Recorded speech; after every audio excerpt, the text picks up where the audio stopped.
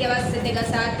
सभी प्रकार की छोटी बड़ी खबरों को देखने के लिए हमारे चैनल को लाइक सब्सक्राइब शेयर जरूर करें, हमारे पेज को फॉलो करें। तो आइए नजर डालते हैं आज की खास खबर। बहुत सारी आप जानते हैं कि अभी कुछ डिविजन्स में पेंडेंसी बहुत ज़्यादा है और कई कई महीने लगते हैं और कुछ ऐसे डिविजन्स हैं जहाँ 2-2 साल की भी पेंडेंसी है। तो ये घट कर के हमारा टारगेट है इसको 2 हफ्ते के अंदर लेके आए। तो जो मैन पावर और जो हमारा इक्विपमेंट हमने जो नया प्रोक्योर किया है उसके आने के बाद और ये पैकेजिंग का नया सिस्टम जब हम लागू कर पाएंगे तो ये जो हमारी टारगेट है 2 हफ्ते में इसका करने का, एग्जामिनेशन कंप्लीट करके रिजल्ट आईओ तक पहुंचाने का, वो हासिल हो पाएगा और उससे हमारा जो कन्विक्शन रेट है उसमें भी बेहतरी होगी। आपने देखा होगा कि कल भी एक यमुनानगर में एक छोटी बच्ची का रेप और मर्डर का केस था जिसमें फांसी की सज़ा हुई। तो वो भी हमारी फॉरेंसिक एविडेंस के आधार पर डीएनए के पॉजिटिवली उस क्रिमिनल को क्राइम के साथ डीएनए के ज़रिए उसकी प्रेजेंस साबित की गई और उसकी जो कनेक्शन है क्राइम के साथ उसको लिंकेज को साइंटिफिकली साबित किया। जैसे सर ये 8 महीने में नतीजा आया है कल यमुनानगर वाला जो आप केस बता रहे हैं, अगर जो अब अपडेशन हो रही है इससे और कम टाइम लगेगा? जैसा मैंने बताया कि हमारा लक्ष्य इसको 2 हफ्ते के अंदर करने का है 100% केसेस में। और इसमें जो हमारे ड्रग्स के केसेस हैं इसमें जो बड़ी मात्रा के जो कमर्शियल क्वांटिटी के केसेस हैं ये लक्ष्य वहाँ पहले अब तक हम हासिल कर चुके हैं।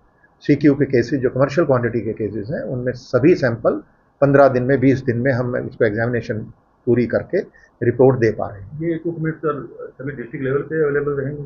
ये इक्विपमेंट अभी हमारी जो फोरेंसिक साइंस लैब और जो रीजनल फोरेंसिक साइंस लैब है हमारी 4, वहाँ के लिए अपग्रेडेशन की गई है और जिलों के लिए एक नई हमने एक इनिशिएटिव शुरू किया है जिसमें हम जिला स्तर पर एक फोरेंसिक साइंस लैब को सेटअप कर रहे हैं। करनाल में ये पहले से ही हो चुकी है। आपने देखा होगा, अगर आप सिविल लाइन्स पुलिस स्टेशन में जाएंगे तो उसके फर्स्ट फ्लोर पे DFSL यानी डिस्ट्रिक्ट लेवल जो फोरेंसिक साइंस लैब है वो एक मिनी FSL वहाँ पे सेटअप की गई है। तो कुछ ऐसे सैंपल्स होंगे जो वहीं पे ही एग्जामिन करके उसको FSL या RFSL भेजने की आवश्यकता ही नहीं पड़ेगी, वहीं पे उसको एग्जामिनेशन पूरी करके उसका नतीजा आईओ को वहीं से दे दिया जाएगा। गीजर सर इलेक्ट्रॉनिक इक्विपमेंट जो भी रिकवर होते हैं उसके लिए भी बात हो रही है सर?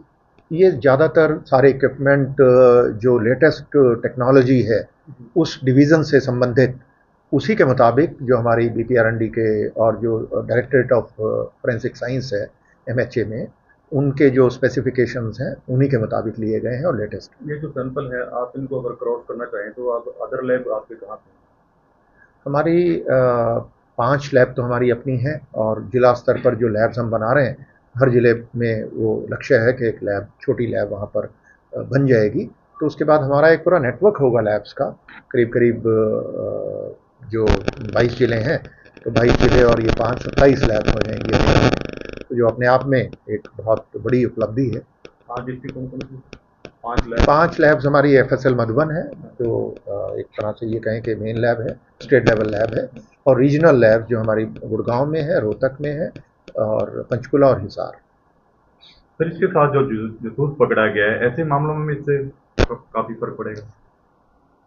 हर केस के फैक्ट्स अलग होते हैं और जो जिस केस की आप जिक्र आप कर रहे हैं वहाँ पर डिजिटल एविडेंस बहुत अहम है और उनको डिजिटल एविडेंस के ही ज़रिए हम उनको पकड़ने में कामयाब हुए। इसका टाइमलाइन भी सर डिजिटल एविडेंस है 15 डेज? डिजिटल का भी यही हमारा उद्देश्य है कि उसको हम 2 हफ्ते के अंदर लेकर के आएँ। अभी उसमें 2 साल से भी ज़्यादा का समय है और केवल एक ही रिपोर्टिंग ऑफिसर था, वो बढ़ा के हम 5 कर चुके हैं।